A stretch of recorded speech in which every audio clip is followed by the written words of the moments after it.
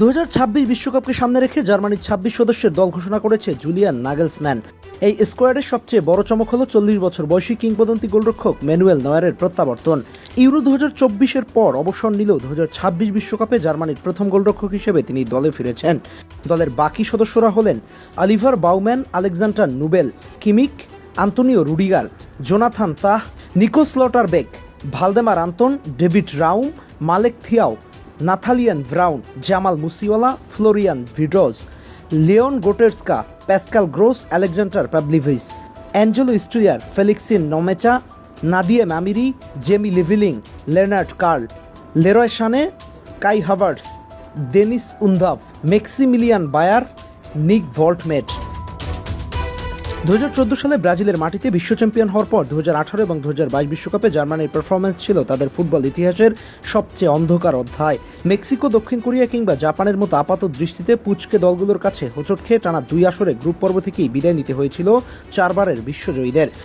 বর্তমান coach Julian Nagelsmann অতীতের এই ভুলগুলো থেকে শিক্ষা নিয়ে দলের খেলার ধরনে বৈপ্লবিক পরিবর্তন এনেছে।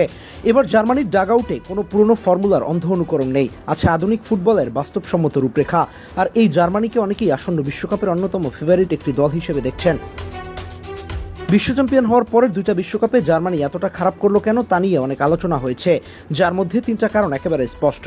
দলের নির্দিষ্ট কোনো প্ল্যান বি না থাকা, সিনিয়র খেলোয়াড়দের উপর অতিরিক্ত নির্ভরশীল হওয়া এবং কিংবদন্তি স্ট্রাইকার মিরোস্লাভ ক্লোসার পরবর্তী সময়ে গোল স্কোরার হয়ে উঠে না আসা। 2018-2022 বিশ্বকাপে জার্মানির মাত্রাতিরিক্ত হাইল্যান্ড ডিফেন্স খেলেছিলেন। ডিফেন্ডাররা মাঠের উপরে উঠে আসায় প্রতিপক্ষ দলগুলো কেবল কাউন্টার অ্যাটাকে ভর করে জার্মানির রক্ষণ ভেঙে চুরমার করে দেয়।